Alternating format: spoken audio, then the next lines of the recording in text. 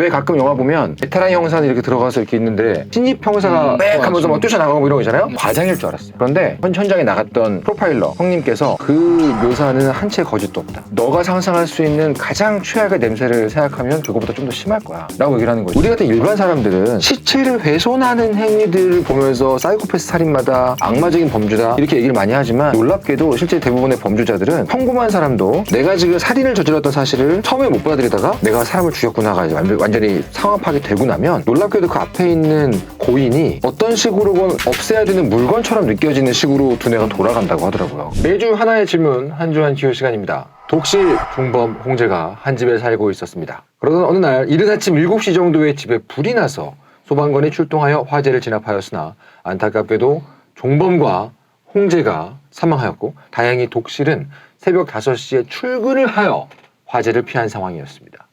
그런데 종범과 홍제의 시체에서 타살의 흔적이 발견됐고요. 장롱이나 침대 등에서 방화의 흔적도 발견했습니다. 특이한 점은 집 어디에서도 침입의 흔적이 없고 집 안의 귀중품도 그대로인 상황입니다. 그렇다면 과연 이독실이 범인일까요? 저는 억울합니다. 박사님, 저는 억울합니다. 저는 그냥 아침 일찍 나갔을 뿐입니다. 이렇게 될 줄은 몰랐습니다. 친구들아 미안하다. 하지만 동시에 독실이 출근한 오전 5시 이후에 종범 홍제가 사망했다면 이독실이 범인이 아닐 수도 있겠죠. 아니어야겠죠. 뭐 마치 있는 게 범인인 게 당연한 것처럼 말씀하십니까?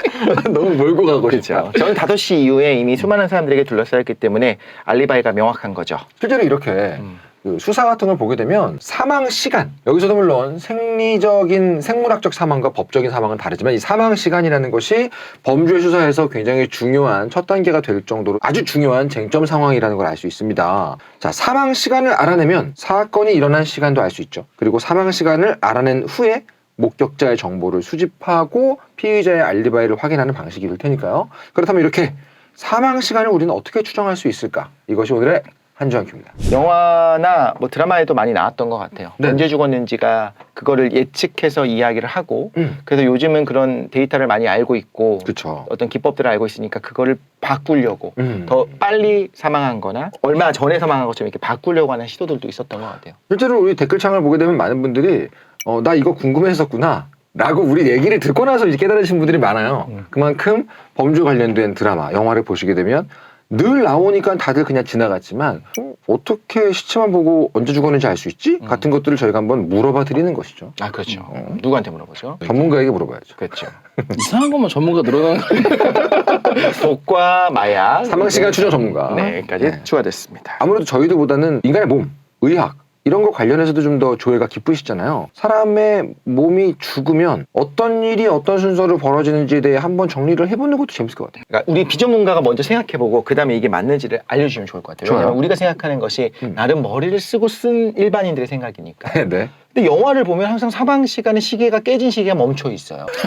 되게 옛날 영화 보셨네요. 혹은 뭐 타이타닉도 그렇고 네. 그 시간에 이게 딱 멈춰 있는 게 있잖아요. 네. 그래서 여기 이 손목 시계가 깨져 있고 꼭 이건 또 아날로그여야 해요. 그걸 보면서 아 이때 사망했구나라는 걸 누가 봐도 알려주는. 내가 법무님 요리 돌려놓고 갑니다. 그런데 그걸 모르더라고 항상. 네. 그래서 뭐 이런 건 저는 생각할 것 같아요. 예를 들면 들어갔어요. 제가 일반인으로서 사망한 거로 보여요. 네. 만져봤는데 차가워. 그러면 꽤 걸렸겠다. 그 꽤가 어느 정도인지 데이터가 없지만 그렇죠. 죽은 그러진 직후에 않다. 갑자기 몸이 차가워지진 않을 거죠. 그렇죠. 시간이 걸리겠죠. 그런 거 생각할 것 같고 체온. 만약에 뭐 벌레가 생기기 시작했다라고 하면 죽음 즉시 생기진 않을 거잖아요. 그렇죠. 그리고 뭐 입이나 눈이나 이런 데 뭔가 구더기가 생기기 시작하니까 연한 조직이 먼저 네네네네. 그랬으면 전혀 모르겠지만 왠지 여름이라면 최소 이틀? 이틀? 하루 이틀? 부패 정도? 그렇죠. 그런 거. 왜냐하면 우리가 실제로 고기를 여름에는 밖에 잠깐이라도 놔두면 상한다 이런 얘기를 하고 그렇죠. 겨울에는 뭐 하루는 괜찮아 뭐 이런 얘기를 한단 말이에요. 그렇죠. 그렇죠. 그 속도의 차이가 있을 거다. 제가 떠오르는 건 사후강직.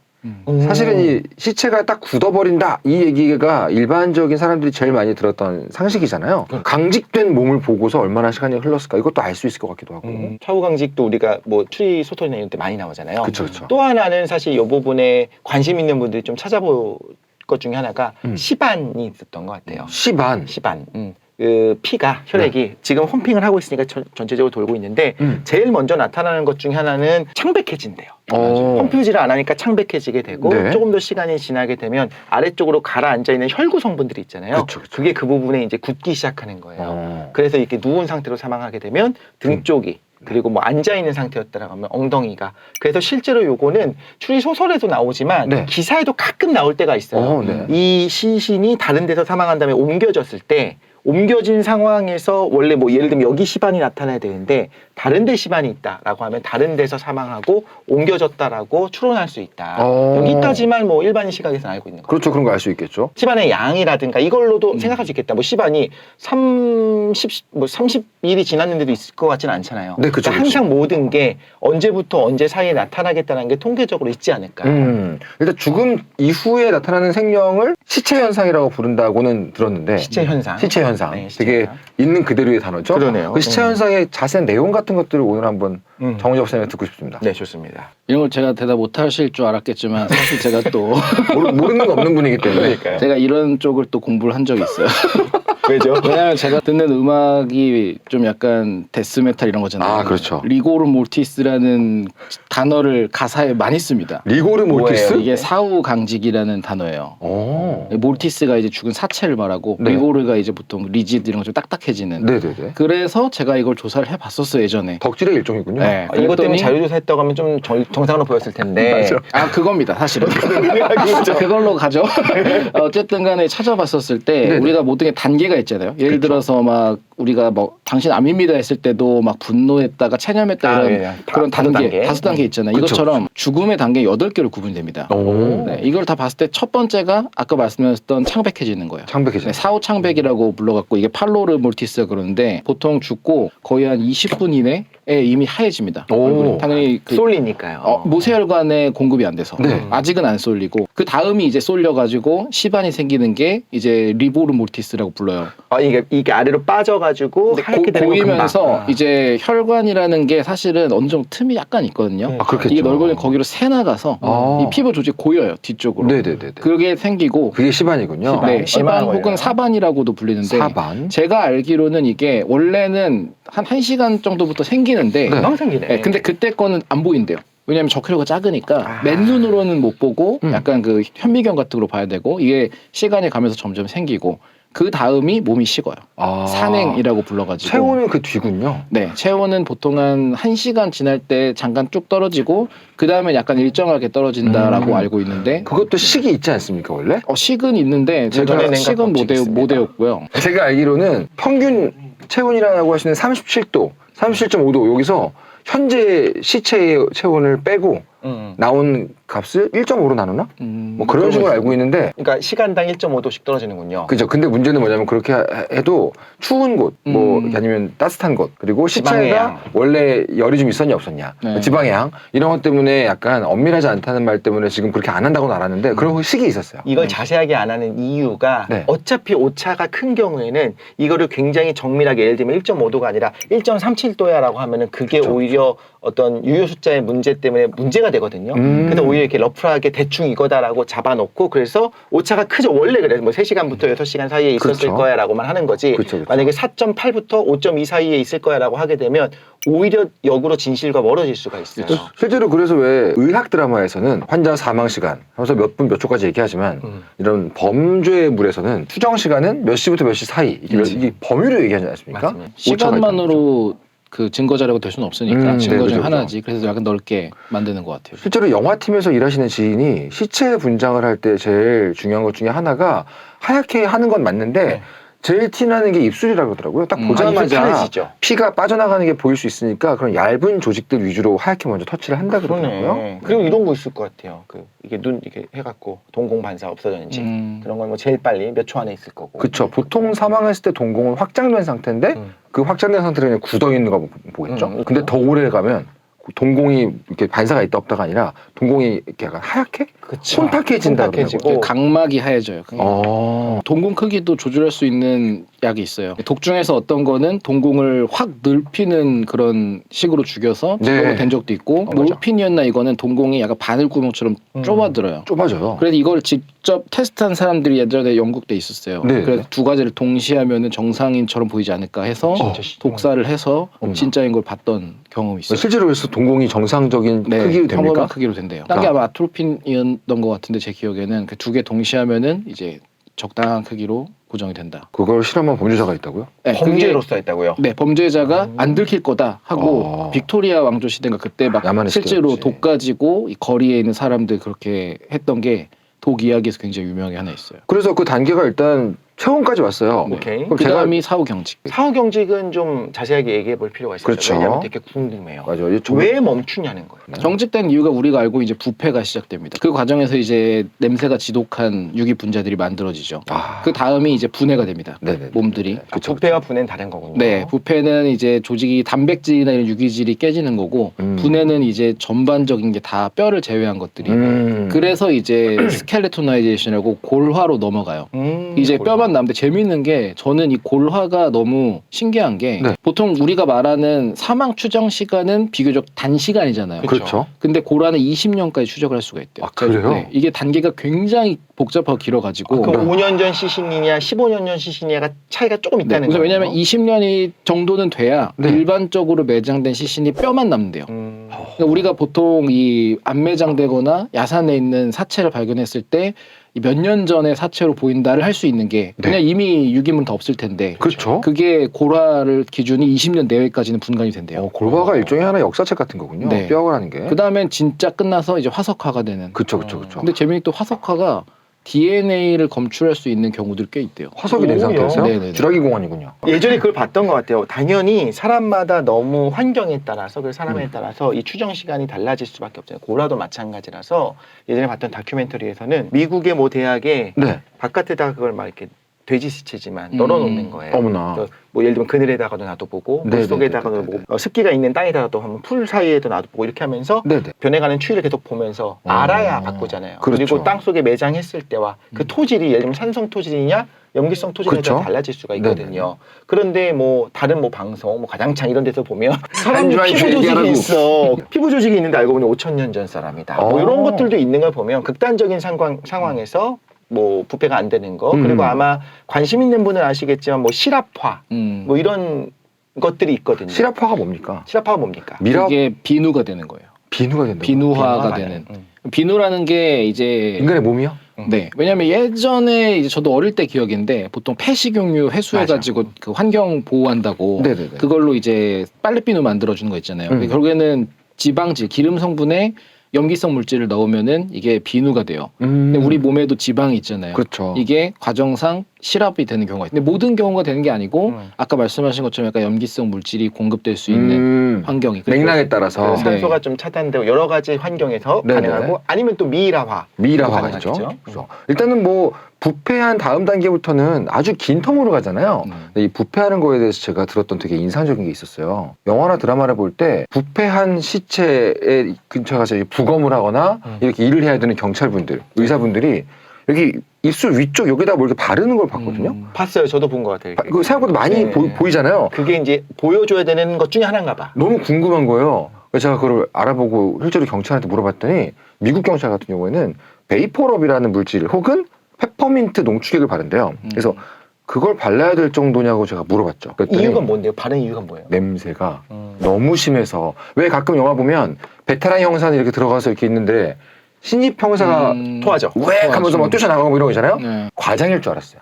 그런데 굉장히 많은 수의 강력범죄 시체 현장에 나갔던 프로파일러 형님께서 그 묘사는 한 채 거짓도 없다. 너가 상상할 수 있는 가장 최악의 냄새를 생각하면 그거보다 좀 더 심할 거야 라고 얘기를 하는 거예요. 정말 처음 그 상황의 냄새를 맡으면 속이 뒤틀리는 걸 넘어서 약간 눈물이 난대요. 그래서 이 부검하시는 분들께서 부패가 이미 진행된 상태에서의 조직을 걷어내는 시술을 하셔야 되거든요. 그래서 이걸 바르는데 이것도 금방 뚫고 들어와서 몇 시간마다 한 번씩 교대해주는 의사가 있어야 되는 공정이라고 하더라고요. 혼자서는 못한다. 그런 얘기를 들은 적이 있습니다. 체감할 수 있는 게 그러니까 체감보단 체험할 수 있어요. 체험이요? 왜냐면 부패가 될 때 우리 보면 단백질 분해되면서 만들어진 대표적인 분자가 두 개 있는데 네. 하나가 이제 퓨트레신이라는 게 생겨요. 퓨트레신. 네, 이게 아까 부패가 퓨트리팩션이라 그래서 진짜 이름 그대로 어원이 부패되는 뭔가에서 나는 냄새. 아. 두 번째 카다베린이라는 게 생기는데 네. 얘는 이제 우리가 보통 사체를 카데바라고 카데바죠. 표현을 하죠. 네. 그래 사체 냄새가 돼요.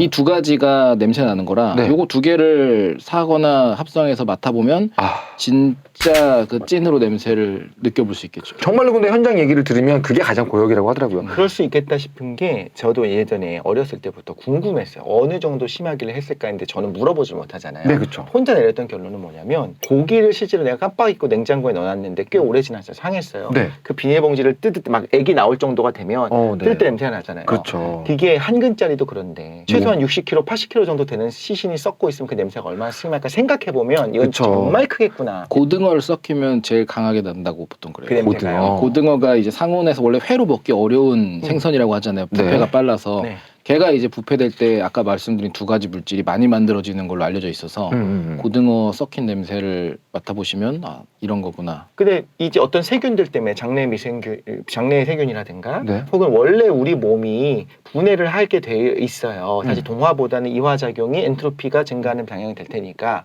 그런데 왜 그 냄새를 우리가 이렇게 싫어할까라고 생각한다면 그거는 우리가 진화적인 거겠죠. 뭔가 질병의 가능성이 있으니까 시신 근처에서 나는 냄새는 우리가 기본적으로 피하도록 진화하지 않았을까. 아무래도 그렇지 않았을까요? 그렇겠죠. 왜냐하면 썩은 고기를 먹는 동물들도 있잖아요. 네, 걔네들한테는 그게 맛있고 찾아가는 냄새인데 아무래도 그렇겠죠. 네, 우리는 그게 먹잇감이 아니니까 당연히 피할 수밖에. 이런 종류의 여러 가지 이 사후 현상들을 크게 나눠서 조기 시체 현상하고 만기 시체 현상으로 나눈다는 얘기 들었거든요. 이게 예를 들면 아까 얘기했던 체온, 사후 경직, 시반 이런 건 이제 조기에 나오지만 말씀하셨던 대로 부패부터 쭉 골화까지 가는 이건 만기 시체 현상이라고 부를 텐데 네. 이 단계별로 보면 이제 아무래도 하나만 봐서는 범행 추정 시간이나 사망 추정 시간을 알기 좀 어려울 것 같다 생각은 일반인인 저도 했어요. 그렇죠. 왜냐하면 이 시체의 온도를 재봤을 때 굉장히 추운 곳과 따뜻한 상태, 여름 이럴 땐 너무 달라지기 때문에 그거 그렇죠. 가지고만 알 수는 없을 거고 또 어떤 걸 보고 알 수 있을까? 가장 제가 관심 가졌던 게 바로 사후 경직이었어요. 제일 많이들 보고 아시는 맞죠. 사후 경직. 옛날 영화를 보면 사망하자마자 바로 딱딱하게 굳어버리는 묘사를 본 기억이 나거든요. 근데 아까 말씀하셨던 거에 의하면 당장 경직되는 게 아닌 거잖아요. 왜냐하면 이제 보통 경직이라는 게 우리가 이제 근육을 이렇게 수축했다가 펴거나 할 때 ATP라는 에너지를 소모를 해요. 특히 펼 때 소모를 합니다. 이게. 아데노신 3인산인가? 네네네. 그래서 이게 산소가 죽으면 공급이 안 되니까 네네. ATP를 못 만들게 돼서 그게 고갈되는 순간부터 굳는 거예요. 점점 아. 그때부터. 그래서 생각해 제가 요즘에 좀 다른 원소 좀 정보를 찾다 보니까 네네. 마그네슘 같은 게 ATP를 깨가지고 일을 하도록 만들어주는 거라서 만약에 그런 사망할 때 이런 걸 인위적으로 한다면 이완이나 그걸 조절될 수도 있을 거예요. 예를 들어 우리가 여기 눈 근육이 떨릴 때가 있잖아요. 그렇죠, 아이 트위칭이라고. 이게 보통 나이 들어서 그런 거 아닙니까? 증상이 되게 많더라고요. 이게 너무 온갖 이유 다 갖다 붙인 거 아니야 싶을 정도로 막 스트레스니 커피 많이 먹고 다 있는데 맞아, 그 두 개가 꼭 있어. 근데 그거 말고는 이제 마그네슘 같은 걸 먹으라 그래요. 견과류 먹고 이런 거. 네네네. 왜냐면 걔가 이거 근육 떨리는 거를 막아줘요. 이완을 시켜가지고. 그런 거를 별도로 넣으면은 약간 사후경직 시간도 조절이 되지 않을까. 그러면 시체가 있는데 그 시체의 근육을 인위적으로 제3자인 내가 뭐 범인이 옆에서 계속 이렇게 관절만 움직이고 있어요. 이래도 사후경직이 좀 아니요. 늦게 되나요? 더 심해질 수 있어요. 지금 말씀하신 것 중에 제가 빨리 옛날에 고갈되니까. 공부할 때 제일 신기했던 게 뭐냐면 지금 근육이 당길 때가 아니고, 그러니까 근육이 두 개가 있잖아요. 근육이 이 두 개의 필라멘트 사이로 이렇게 쑥 들어가거든요. 네. 근데 요건 ATP를 안 써요. 이게 당연히 이게 ATP 써야 될 것 같잖아요. 네. 그게 줄어들었다가 요게 다시 이완될 때 ATP는 제가 필요해요. 아, 그런 식이에요? 그러면 어느 정도 시간이 지나면 오히려 들어가는 쪽 근육, 이 양쪽의 근육이 전부 다 당기는 쪽으로는 자연스럽게 이루어지는데 네네네. ATP 공급이 멈추게 되잖아요. 사망하게 되면 그때부터는 당겨지는데 빠지질 않는 거예요. 아하. 그런데 그거를 끊으려면 네. 시간이 지나서 아예 이 근섬유 전체의 이 단백질 구조가 끊어져야 돼요. 네네네. 그러니까 예를 들면 뭐 따뜻하게 한다라고 하면 부패가 빨라지지 않겠습니까? 여기서 말하는 부패는 세균에 의한 부패가 아니라 근육 스스로가 이제 끊어지기 시작하거든요. 네네네네. 근데 사망하고 이 세포들이 조직들이 죽기 시작하면서 그럴 때는 좀 이 경직이 풀릴 수가 있는 거죠. 제가 진짜 쓸데없는 궁금한 게 두 개 생겼는데 뭔가요? 첫 번째는 아까 사후에 온도를 잰댔잖아요. 네네. 어디를 잴까요?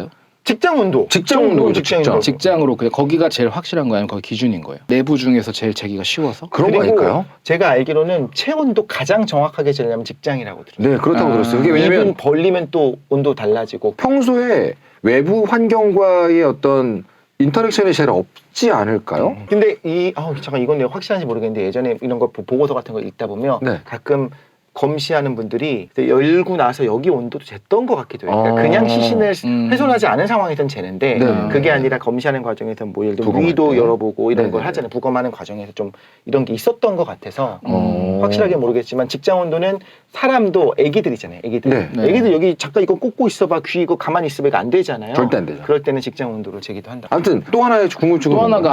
아까 만약에 이거 제가 진짜 몰라서 그런데 그 예를 들어서 계속 움직이면 네. 사후 경직이 잘 될까 안 될까 얘기하다가 결국에 에너지를 쓰게 돼서 문제가 없을 거다 했잖아요. 네네. 그러면 우리가 그냥 앉아서 자동으로 다리 이렇게 움직여주는 기계에만 있어 살이 빠지는 거 아니에요? 그래서 에너지를 쓸 거 아니에요. 힘을 네. 안 주고 그냥 묶어놓으면 다리를 기계가 계속 돌려주는 거예요. 보통 그 마사지 기계라고 부르지 않습니까? 그렇죠. 마사지 기계. 그럼 살이 빠지는 거네요. 마사지 기계 효과를 그렇게 얘기하기도 하더라고요. 마사지기가 살 빠진단 말도 들은 적은 있는데 전 그거 안 빠진다고만 들어가지. 승마기계나 이런 것들은 나도 모르게 나애가 근육을 써서 균형을 유지하게 하면서 또 그거랑 흔들어 주잖아요. 그래서 혈액 순환을 잘 시키는 뭐 여러 가지 효과들이 있다. 그건 가능하니까. 한번 해봐야겠다 나중에. 근데 그런 거 있지 않습니까? 우리 이코노미 증후군이라고 하는 것 자체도 이코노미 증후군요. 네, 그 비행기에서 이코노미석에 계속 앉아있지 말라고 이야기를 하잖아요. 힘들죠. 걸어 다니라고 한단 말입니다. 네네네. 그 이유는 뭐냐면 우리 혈압을 생각해보면 정맥에서는 혈압이 안 잡혀요. 어. 안 움직여요. 흐름이 없습니다. 그렇겠죠. 그러니까 계속 늘어져 있고 하지정맥류도 오고 하는 거고 그래서 압박 뭐 스타킹도 신고 하지 않습니까? 그래서 원래는 굉장히 심장 때문에 우리가 피가 통한다고 생각하는데 네. 피가 통하는 굉장히 큰 요인 중에 하나가 근육이 움직여야 돼요. 네. 그래서 특히 대근육이 움직일 때 이런 근육이 움직일 때 이 거대한 근육 보십시오. 이 사이에 껴있는 혈관을 짜주는 거예요. 근육이 움직이니까. 근육이 움직이니까 가운데 있는 혈관을 짜주기만 하면 어쨌든 한쪽으로밖에 판막이 있으니까 움직일 수가 없잖아요. 그쵸. 그래서 뭐 그 중에 하나가 전속력으로 달린 다음에 서자마자 하면은 이제 거의 뭐 허혈성 저혈압이 온다라고 하는데 핑 돌죠. 걷기라도 해라. 왜냐면 걸으면서 근육을 써야 짜주는 거니까. 그렇게 생각을 한다면 어쨌든 우리가 기계적으로 바깥에서 움직여주기라도 하면 혈액순환이라도 돼서 정체되지 않고 그것 때문에라도 칼로리 소모가 조금은 높아질 수 있겠다 싶긴 해요. 사실 그 사후경직 얘기를 할 때 제가 왜 가장 관심이 많았냐면 명탐정 코난 아시죠? 그런 거 보시면 네. 사후경직을 활용한 트릭 같은 게 되게 많이 나와요. 제가 아직도 기억에 남아있는 것 중에 하나가 뭐냐면 이 내리막길에 차가 있어요. 네. 그 안에 시체가 사후경직 상태로 브레이크를 밟고 있게 만들어 놓은 거예요. 그러니까 못 가게. 차가 안 굴러 떨어지죠. 네. 그리고 사후경직이 풀리고 나서야 차가 굴러가서 풍덩하고 빠지겠죠. 그러자 그때 살해범이 남들과 모두 같이 있는 시간대에 차가 빠진 거예요. 거기. 아니면 밀실을 만들 때 있죠. 어떤 시체의 사후경직이 풀리고 나서야 연결되어 있는 장치로 밀실이 딱 완성되는 그런 게 되게 많아서 제가 얼마나 사후경직이 오래 가길래 그리고 얼마가 지나면 사후경직이 풀리길래 저런 트릭을 만들까 찾아봤더니 적어도 사망 후에 1시간 가까이는 사후경직이 안 일어난다고 합니다. 그러니까 실제로 말씀하셨던 것처럼 ATP 작용이 끝난 이후에 시간이 걸리는 거죠. 천천히 ATP가 고갈돼서 더 이상 이완을 못 시켜야 되는데 그러니까 사망하자마자 네네. 사실 움직이질 않잖아요. 그쵸. 실체지. 그러니까 ATP 에너지가 고갈될 일도 없어요. 근데 그럼 우리가 어떤 합리적인 추론이 가능하냐면 사망하는 그 순간에 온 힘을 다해서 예를 들면 ATP를 쓰는 상황이다. 네. 그래서 제가 봤던 거는 정말 끝까지 저항하는 사람들 있죠. 이 근육을 쓰고 있는. 네, 근육을 쓰고 있는. 이렇게 정말 죽을 힘을 당해서 이 사람과 저항하고 있었어요. 그 아이고, 상태에서 있어. 사망을 했습니다. 그럼 이 근육은 ATP를 다 써버린 거예요. 그 순간에. 바로 경직된다. 그러면 그대로 경직되는 일이 있다라는 그럴 수도 사실까지 있겠네요. 봤었어요. 그래서 1시간 정도 지나고 나서 이제 경직이 시작되면 턱하고 목부터 시작된다고 하더라고요. 제가 제일 궁금했던 게 온몸이 경직되는 게 몇 시간이냐. 7시간에서 8시간 정도라고 합니다. 그리고 나서는 경직된 순서와 역순서로 풀리는데 사후경직이 다 풀리는 게 48시간 내외라고 하거든요. 근데 그 코난이 왜 기억이 났냐면 이 상황과 여러 가지 여건들 때문에 40시간 만에 풀린 거예요. 그래서 이 범인의 트릭을 코난이 알아차리게 되는 게 기억이 남더라고요. 8시간 빨리 풀려서. 빨리 풀려서 왜 원래 범인의 계획과 다르게 이렇게 됐을까 이렇게 하다가 이런 트릭이었구나 하고 알게 되는 게 있어요. 왠지 이제 합리적인 추론을 해보면 우리가 컸으니까 어른이 됐으니까 네. 경찰이나 이제 이거를 해주시는 검시관 분들이 보면 웃으면서 원래 48시간 플러스 마이너스 8시간 정도는 오차 엄청 커라고 하실 것 같겠다. 왠지 그럴 것 같네요. 그죠, 그죠. 네. 다 저는 영화나 드라마에서 배우잖아요. 각막이 하얗게 변하고 혼탁해지는 걸 보고 의사가 죽은 지 한 10시간에서 12시간 됐네 이런 얘기하는 거 보고 찾아봤더니 사후경직과 함께 각막이 혼탁되는 게 한 10시간, 12시간이라고 써있더라고요. 네. 그 다음으로 이제 얘기해보고 싶은 또 하나의 이제 시체 현상은 시반입니다. 시반. 시반. 네. 피 때문에 생기는 거죠. 이게 근데 그 욕창하고 다른 거죠? 다르죠. 욕창은 사실상 우리 살아있을 때 그러니까 근데 생기는 거고. 현상 원인 같은 게 같거나 그런 거로 알았어요. 원인으로. 왜 이렇게 거동이 불편하신 환자분들께서 오래 한 자세로 누워 계시면 피부에 그런 게 생기잖아요. 그게 욕창이라 하지 않습니까? 근데 이 시반도 시체가 계속 있을 때 이 혈액 안에 있는 물질이 침전돼서 생기는 건데 원리는 같은 건가요? 원리가 다를 것 같은데요. 엄밀하게 말하면 같다고도 할 수 있겠죠. 한쪽이 계속 눌려 있으니까. 근데 욕창은 원래 이 부분이 바깥쪽인 거잖아요. 네. 일종의 알러지 같은 것들이 일어나고 자극이 원래 계속 청소도 해야 오니까. 되는데 그래서 나는 바깥쪽의 질환 그리고 일종 그런 거라면 이 시반 같은 거는 그런 거보다는 자극 때문에 일어나는 게 아니라 그냥 자연스럽게 침강하면서 네네. 거기서 혈액이 모이고 혈구 성분이 모이고 실제로 우리 피 뽑은 다음에 놔두면 이게 분리되는 걸 생각을 해보면 원래 고형 물질들 있잖아요. 네. 그게 아래쪽으로 모이고 조직 사이사이 말씀하신 것처럼 끼게 되고 그게 바깥으로 보일 수 있게 되면 이제 시반이 되는 것 같아요. 네네네. 그럼 사실 욕창이랑 전혀 다른 종류. 다르겠네요. 굳어지는 거죠. 왜냐면 한번 시반이 생기면 몸을 움직여도 그대로 남잖아요. 네네네. 그러니까 거기 우리가 원래 피 같은 건 혈구들이 붙어가지고 굳으니까 네. 몸 속에서 유출돼서 거기 굳어버리는. 실제로 제가 봤던 이것도 또 드라마였는데 범인이 이렇게 무슨 다람쥐 쳇바퀴처럼 레미콘처럼 돌아가는 통에 시체를 안에 넣었어요. 네네. 시체가 계속 돌아가는 거예요. 그래서 시반이 안 생기는 그런 묘사가 나온 적이 있는데 실제로는 초반에는 시반의 위치가 변할 수도 있겠지만 결과적으로는 생긴다고 하더라고요. 나중에는. 생긴다고 하더라고요. 근데 계속 그렇겠죠? 부딪히니까 또 속에서 그게 절묘하게 하긴 어려울 것 같고 저도 사실 시반 보고는 약간 그 드럼 세탁기 같은 걸로 되려나 생각을 그러니까 했는데 저도 그 생각을 했어요. 어려울 것 같긴 해요. 네, 약간 헷갈리게 만들 수가 있는 거잖아요. 특히 이렇게 엎드려 있는 시체인데 등에 시반이 있다. 그러면 이제 그런 거죠. 뭐 사망 후에 한 서너 시간 정도는 시체가 이동이 없다가 사망 후 6시간이 지나고 나서야 한번 이동했다. 이런 식의 어떤 정황 증거는 되는데 양쪽 시반도 가능하다고 들었어요. 만약에 양쪽이 생겼다면 여러 가지 가설들을 할 수 있겠죠. 네. 그 중에 하나가 이제 옮겨진 거죠, 중간에. 그래서 여기 일부 저쪽에 일부 이런 것들은 가능하다고. 근데 이것도 잘만 하면 시반을 없앨 수도 있지 않을까 생각을 해보긴 했었어요. 네. 왜냐면 우리가 제일 대표적으로 알 수 있는 게 어디 부딪혀 멍이 들면 그쵸. 처음엔 빨갛게 되잖아요. 네. 근데 그게 파랗게 되고 보라색 색이 바뀌잖아요. 그렇죠, 마지막에 그렇죠. 노랗게 됐다 맞아요. 없어지고. 맞습니다. 이게 다 적혈구에 있는 그 헤모글로빈 속에 그 분자가 햄 분자 깨지면서 색이 바뀌는 과정이 정확히 그렇게 나와요. 네네네. 예를 들어 철이 빠지면 파랗게 되고 이런 식으로. 아, 그러니까 이게 만약에 우리가 생겼을 때 그냥 피딱지로 굳은 게 아니면 그리고 부패 전에 약간의 온도나 이런 관리가 되면 네. 시반도 결국엔 색이 점점 바뀌고 그걸 가지고 시간을 예측한다거나 아니면은 뭔가 은폐한다거나 이런 것도 가능하지 않을까. 찾아보진 않았는데 네. 그런 게 이론상 가능한 것 같아요. 우리 몸에서 생기는 일로 봤을 때. 실제로 왜 그런 일은 있다고 해요. 이건 들은 얘기인데 시반이 잘 안 보이는 거예요. 그래서 알고 봤더니 죽은 상태에서 이 여러 가지 주변 맥락과 상황 때문에 계속해서 이렇게 서 있는 자세를 유지하게 되는 경우에 발바닥 아래쪽이잖아요. 보이지 않는 흔히 보이는 등, 흔히 보이는 어떤 몸통의 앞면 뭐 이런 데서 안 보이니까 약간 이런 경우는 있다고 하더라고요. 지금 이런 걸로 이제 가능성을 생각하는 거잖아요. 실제로 네네, 그렇죠. 어떤 사건이 일어나고 그 분석하는 과정에서 지금까지 노하우와 범인과의 어떤 싸움이 있었을 건데 우리도 한번 상상해 보면 너무 추운 상황이었다라고 한다면 네네. 묘세혈관이 거의 다 수축했겠죠. 그럼 바깥쪽엔 피가 거의 돌지 않으니까 원래 파랗게 되고 차가워지지 않습니까? 그렇죠, 그렇죠. 그 상황에서 사망을 했다라고 한다면 이 혈구 성분들이 다 안쪽에 있겠죠. 그리고 급격하게 체온이 떨어지면 얘네들이 밖으로 새어나오는 게 불가능하잖아요. 그 전에 굳어버리니까. 네. 그러니까 시반이 없는 것도 가능할 수 있을 것 같아요. 그런 그렇죠. 확실히 그래서 그런지 그 관련된 법의학 자료 이런 데서 물론 여러 가지 시체 현상들을 종합해서 이 사망 시간을 추정하긴 하지만 그 중에서도 단일로만 놓고 봤을 때 많은 걸 말해주지 못하는 편에 속하는 게 시반이라고 얘기를 하더라고요. 왜냐하면 크다. 노인 혹은 빈혈이 있는 사람의 경우는 시체 얼룩이 잘 안 보이는 경우도 있다. 그리고 인종에 따라서 좀 진한 피부색의 경우에는 그러네. 시체 얼룩이 피부색에 의해서 가려진다거나 이런 게 분명히 있다고 하기 때문에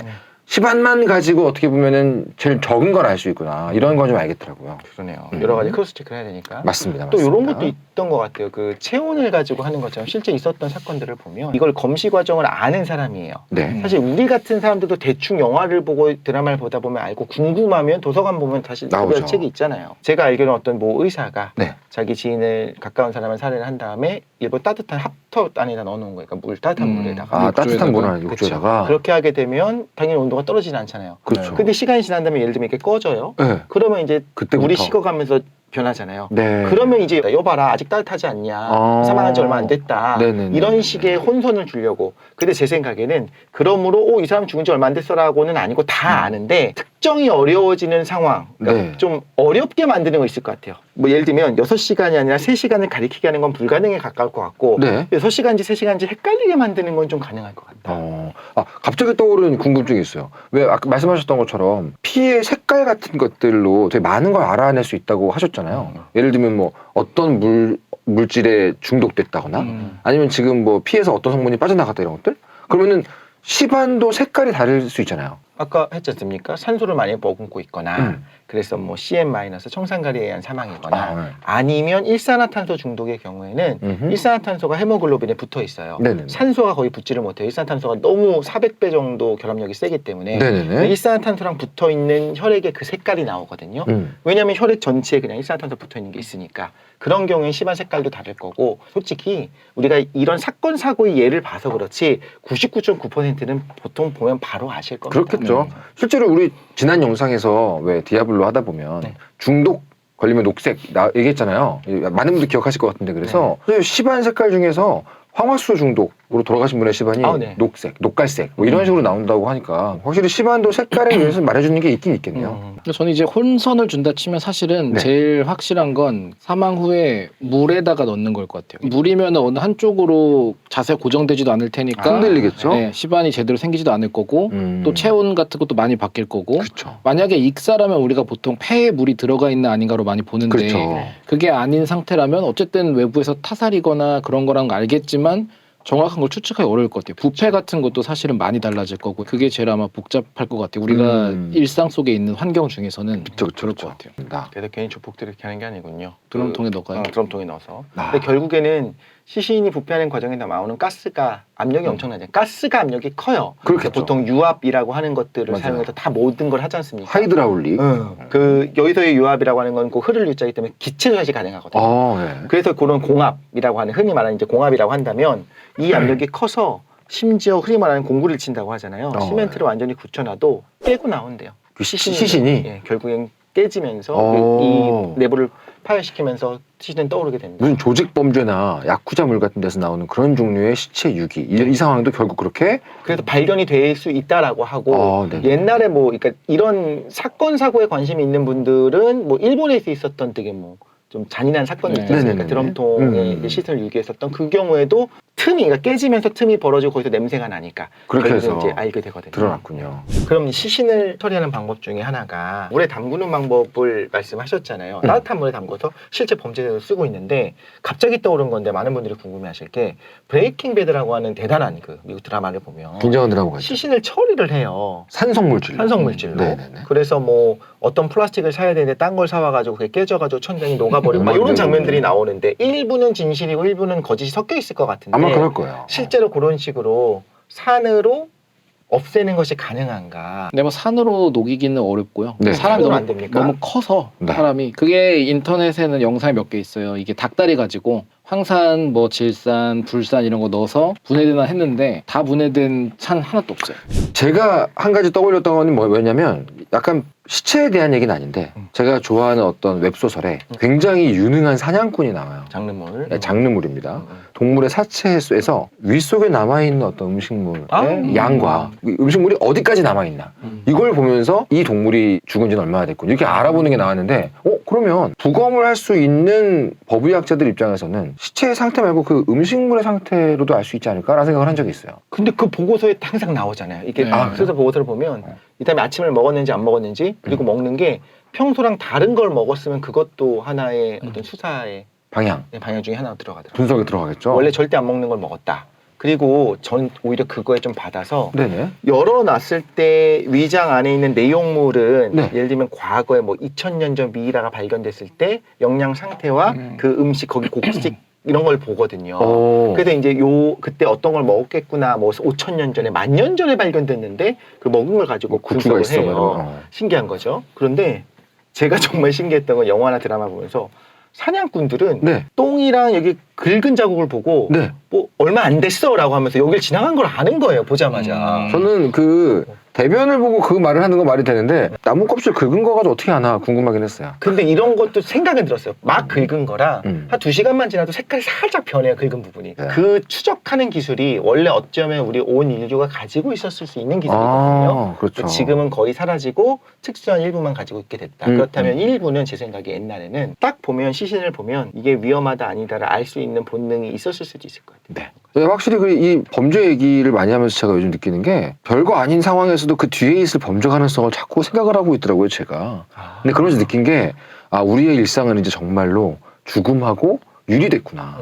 주변에 죽음이라는 게 없어서 없는 것처럼 생각을 하고 있구나. 우리 대부분의 사람들이 그런 생각이 들었습니다. 그래서 오늘 약간 사망 추정 시간 이거에 대해 얘기하다 보니까 생각보다 우리의 몸은 그 모든 과정을 기록한다. 이런 느낌이 드네요. 저희가 오늘 사망 추정 시간에 대한 얘기를 한 이유가 그 시체에 남아있는 기록을 통해서 결국은 범인을 검거하기 위한 거잖아요. 그렇죠. 제가 프로파일러 분들께 들었던 가장 인상적이었던 잊혀지지 않은 얘기 중에 하나가 뭐냐면 우리 같은 일반 사람들은 시체를 훼손하는 행위들을 보면서 사이코패스 살인마다 악마적인 범죄다 이렇게 얘기를 많이 하지만 놀랍게도 실제 대부분의 범죄자들은 평범한 사람도 내가 지금 살인을 저질렀던 사실을 처음에 못 받아들이다가 내가 사람을 죽였구나가 이제 완전히 상황 파악이 되고 나면 놀랍게도 그 앞에 있는 고인이 어떤 식으로건 없애야 되는 물건처럼 느껴지는 식으로 두뇌가 돌아간다고 하더라고요. 그래서 그렇게 여행용 수트케이스에 신체를 훼손한다거나 이런 모든 것들이 악마적이기 때문이 아니라 실제로 인간의 뇌가 갑자기 모두가 변한다고 합니다. 그 얘기를 듣고서 네. 사실 얘가 시사하는 바가 있어요. 네네네.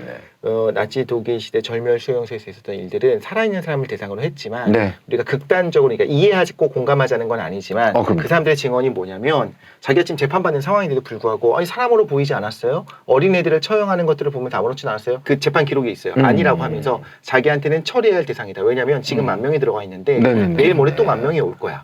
근데 여기는요 그 절멸 수용소는 달 수 있는 공간이 없어요. 그쵸. 그 다음 기차가 오기 전에 처리해야 되고 그다음 완전히 말 그대로 처리를 해야 되고 학살을 처리라고 얘기하기 머리가 모두가 바뀌어버린 거죠. 그렇죠. 네네. 그리고 그 다음 기차가 안 그러면 기다리고 있거든요. 저기에. 그렇죠. 그러니까 빠르게 행정적인 일들을 하는 것들이 어떻게 보면 우리가 이렇게 얘기하기는 쉬워요. 야, 정말 뼛속까지 악마기 때문이다. 그 사람들이 악마가 아니다, 뭐 괜찮은 사람이다 이걸 말하는 건 아니지만 그렇죠, 아니죠. 사람이 어떤 비상 모드가 켜지게 되면 네. 우리의 이성은 그런 식으로 동작할 수 있다. 사회 자체가 지금 범죄나 이런 거에 대한 우리가 거부감이 있는 정도까지 인격이 올라갔기 때문에 무서워하는 네네네. 것뿐이지 사실 이게 다 추정을 한다는 것 자체가 이 억울하게 변을 당하신 분들을 찾기 위함도 있지만 그렇죠. 범죄를 드러내기 위한 것도 있잖아요. 그렇죠. 그리고 우리가 얘기하는 거는 이걸 어떻게 하면 찾아낼 수 있을까부터 어떻게 하면 숨길 수 있을까까지 얘기하니까. 그렇습니다. 그러니까 사실은 그런 걸 고민하는 것 자체가 우리가 그만큼 안전한 상황에 있기 때문에 고민하는 것 같고. 야만의 시대와 비교하면 네. 분명히 그렇게 말할 수 있겠죠. 지금 최근의 상황에서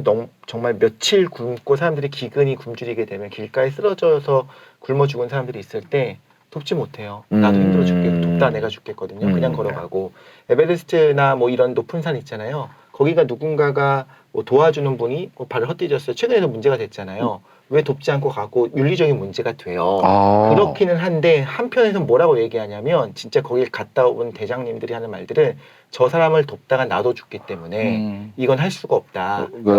즉 이 안락한 이 세상에서 우리가 살면서 지금 말씀하신 거에 정말 공감을 하면서 한편으로는 우리 상황이 조금만 바뀌어도 우리도 길가에 있는 시신을 보면서 아무렇지도 않게 지나가는 세상, 그러니까 그런 사람이랑 똑같은 사람입니다. 우리는. 아까 전에 그 몇만 년 전에 죽은 미라 속에 뱃속 이런 거 하다 생각나는데 네네. 사실 그게 다 진짜 건조한 지역의 미라가 아니라 뭐 에베레스트나 이런 설산 지역에서 맞아요. 이미 극한 지역. 냉동이 되어 있던 상태잖아요. 알프스 이런데. 그렇게 치면은 인간이 추정할 수 있는 가장 큰 사망 추정 시간이 네. 그런 특정한 환경이지만 뭐 만년 단위까지도 갈 수 있죠. 주변 정보랑 조합한다면 그렇죠. 지층, 기후 이런 거 네. 그럼 다 찾을 수가 있을 것 같아서 그렇죠. 네. 비밀이란 게 없지 않을까. 방금 전에 태우는 건 된다면서요? 태워버리는 건 약간 처분의 느낌이니까 처분이고. 네, 이거는 이제 남겨진 것에 대한 시체가- 시간적 정보를 읽는 거는 기간이 굉장히 충분히 길지 않아요. 시체가 남아있는 한 네. 어떤 식으로건 거기서 최대한 많은 걸 뽑아낼 수 있는 게 현대 과학이다. 맞아요. 이렇게 말할 수 있겠네요. 그리고 조그만 조각이라도 있으면 DNA 갖고 잡으니까요. 그렇습니다. 예전에 보니까 여관방에서 토막을 했어요. 토막을 냈어요. 다 제거했어요. 정말 다 모든 거 없앴습니다. 경찰 출동하면 어떻게 하냐면 그 내부의 하수구까지 다 훑으면서 단 한 조각이라도 있으면 그걸로 DNA 검사해서 어떻게든 잡죠. 잡습니다. 자, 오늘 한 주간 큐는 이렇게 사망 추정 시간을 알아보는 과학적인 뒷얘기에 대해서 얘기를 했는데요.